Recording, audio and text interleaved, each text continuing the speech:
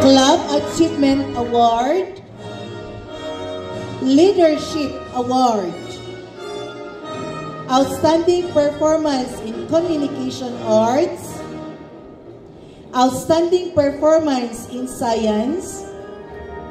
Outstanding Performance in Mathematics,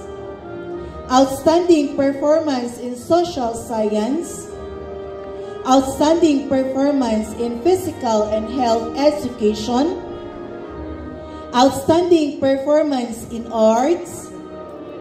Outstanding Performance in Communication Arts, Research or Innovation Award, Certificate of Completion of Community Engagement, First Place in Pagsulat ng Balita District, and represented Paukutu in the Division Press Conference. At may humabol na kararating lang para kay Normie, a gold medal from Pines City Colleges, Baguio City.